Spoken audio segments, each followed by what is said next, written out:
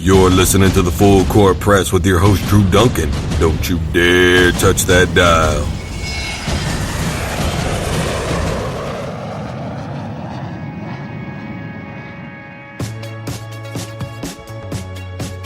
Before I get into it, let me apologize. I burnt my tongue last night, and now it's all thick in the middle. It's kind of swollen.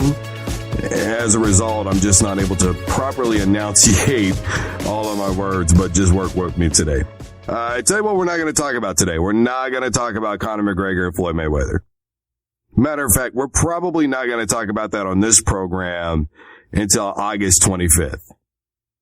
Why? Because the tour is over. I think we're all over it, and it's a done deal. I've already given my take on how I think the fight could potentially go. I've given my take on everything basically that happened with the exception of London and that whole scenario. But unless something really major breaks, I think we're all over it. It is Monday, however, here on the Full Court Press. And you know what that means? It is Say What? Say What? Today, this week on the program, Say What, featuring CJ McCollum. He posted an Instagram photo of Melo in a Blazers jersey wearing the number 7. Say what? Allegedly, reports have circulated that the fans just don't want Carmelo there. And a lot of people's take on it, look, they don't need an offensive guy. They need some defensive people, because their defense was just not that good last year in terms of how many points they gave up per game. And Melo is just a scorer. That's all he is. Look, I'm a Syracuse fan. I have been for football and basketball since I was about 11 or 12 years old. And I'm a New York Knicks fan, and don't ask how a kid from Wichita, Kansas ended up becoming a fan of those two teams. It's a long story. Maybe one day I'll tell it. But regardless, I am a huge Melo fan. I tell you what I don't want to see. I don't want to see Melo in Houston, and I damn sure don't want to see him with the Cleveland Cavaliers. I don't want to see Melo be that guy. I don't want him looked at as a Kevin Durant, even though I think Kevin Durant's accusations are a little bit over the top. Some of the things that are, have gone on is funny, like, Manning at the ESPYs when he roasted him. That was pretty funny. But yeah, at the end of the day, I think Kevin Durant's a better basketball player than people give him credit for. I don't want to see him in Houston because obviously with CP3 and the new $230 million deal, if I'm right about that, for 4 years with James Harden and then Carmelo and, then Howard, it would just kind of look like another super squad. If he moves to Portland, you could say the same thing, but maybe not. In Portland, you would probably say it's really the polar opposite of what's going on in New York. And with the Knicks, they just decided to try and get a bunch of defensive guys around Melo, rely on him to drop 35 or 40 a game. And then the defense would be able to hold teams to hopefully 85, 90, 95 points a game. And they would be able to figure out a way to win games with Melo's pure shooting ability. His ability to stretch out the floor, despite the fact that he plays pretty much a power forward position. I think 37% or something like that is a number that he plays power forward.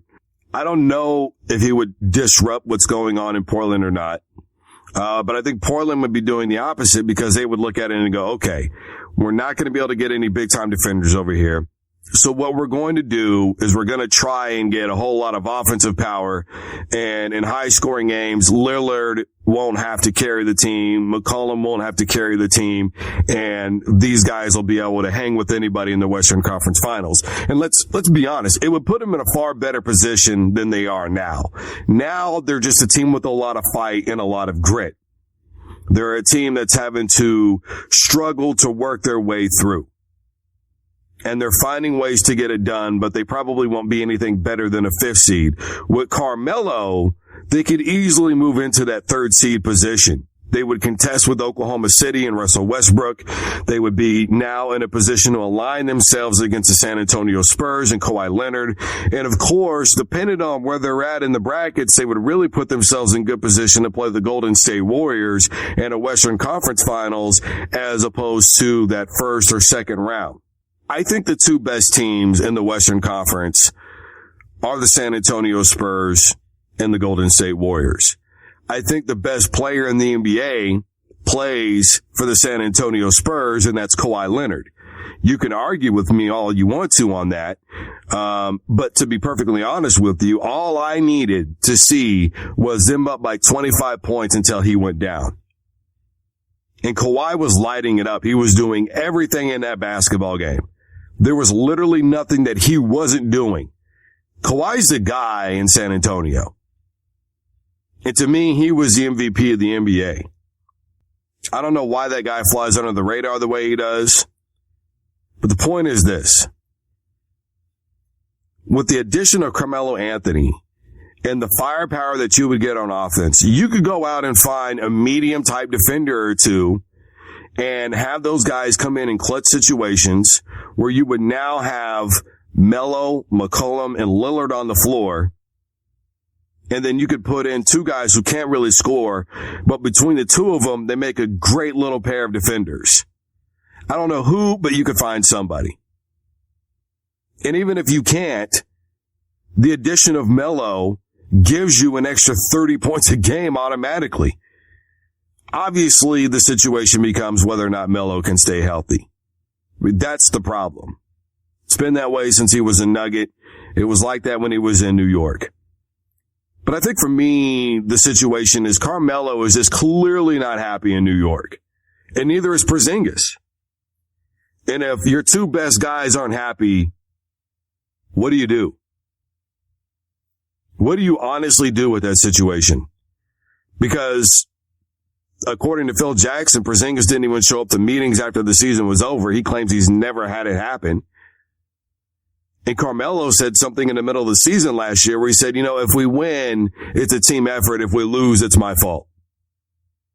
I don't think he's happy in New York. And the fans there, there's no fan in New York that's 50-50 on Melo. How often do you run into the New York Knicks fan who goes, well, you know, Melo is capable of doing this and this and this, but he's not capable of doing this and this and this. And I think if we added these pieces to the puzzle, we could win some games. I'm on some New York Knicks fan sites on Facebook. And I'm telling you right now, I don't see any of that going on. It's either all Melo or, man, Melo needs to go and we just need to start all over again. Starting all over again means another 10, 11, 12 win season. Starting all over again means Porzingis, who's got nothing but upshot, I think, in the NBA, is gone too. Then you have to deal with another horrendous year if you're a New York Knicks. At least with Melo, you know you can win some games. You just don't have anybody around him. And the difference between Melo and LeBron is you don't hear Melo getting all over the television all of the time saying, I need help. We don't have anybody. Melo rolls with the punches. He does what he can. He stayed in New York when he could have gone to Chicago and created a tandem with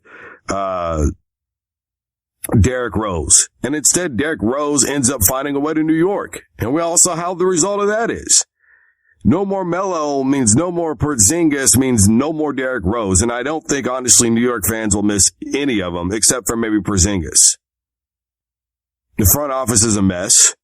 And with Phil Jackson being gone and a new guy in town, the New York Knicks have flat out said, look, we are stopping everything. But you better believe that at the end of the day, Melo is the primary concern for this basketball team. They've signed a few guys. For all you Wichita heads out there, WSU grad, Ron Baker, he's been signed. But other than that, Melo's the priority. He's the guy for that team. I think McCollum legitimately wants Carmelo to come and play with Portland. And honestly, I would like to see it. I've always loved the Trailblazers since I was a kid, watching it with Clyde the Glide Drexler and Porter and all those guys. They were a fun team to watch. They really were. But I think that Melo could add that kind of, let's call it sex appeal to the basketball team. The smooth game, the pure shooter's mentality, probably the best stroke on any player I've ever seen, along with Ray Allen, of any player ever. I mean, just smooth as butter, man.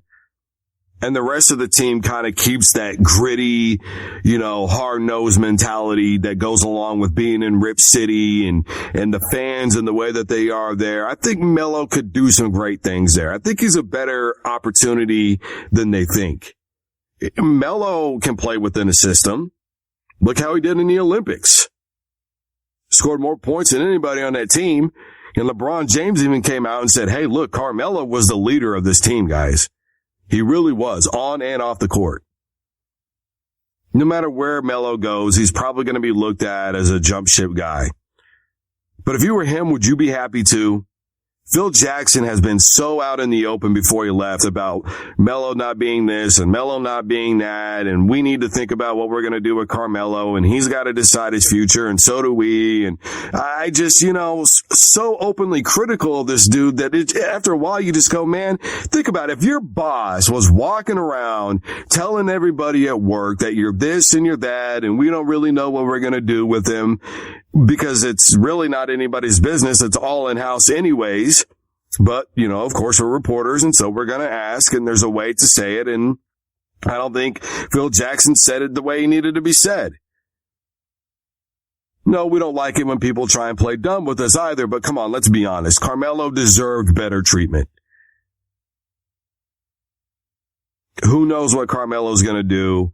I know this much. I would rather him be in Portland than with Cleveland or Houston.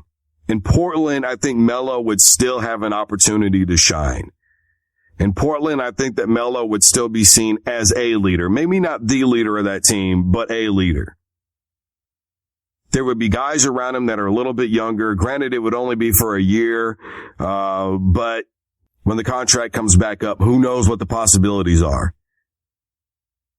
I feel like there's just a little too much movement in free agency overall as it is. I think Melo, to me, I would like to just see him find a place and retire there, and whatever happens, happens. I think Portland would be a good retirement place for him. Play there your last 4 or 5 really good years that you have left and see what happens. The West is already stacked as it is, and it would make things a lot easier for LeBron James, to be perfectly honest with you. I know it's not what we want to see, but it is what it is. Where in the East can Melo go? Maybe with Milwaukee, where they play a lot of great defense. Maybe with the Toronto Raptors, where they're kind of inconsistent. Maybe with the Miami Heat, where they've got some younger weapons, and, maybe go to Chicago. Dwayne Wade sticks around. Who knows? What would he really do if you're Carmelo Anthony? What are your best true options? Who knows? It's something that at the end of the day, Melo's going to have to decide for himself. And I don't think that we should really have too much say in anybody's career. But me personally, as a guy who saw Carmelo give us our one and only title at Syracuse, I really want to see great things for him. He's such an easy target. He gets a bad rap. He's struggled a little bit in some playoff situations, but he's also played really great basketball. When he was with Denver, I think it was the best maybe it was going to get for him. I think in Portland, he could probably relive some of that. So that was this week's edition of Say What. Tomorrow is Tuesday. That means it's Talk to Me Tuesday. That means whatever's on your mind. Ask me questions.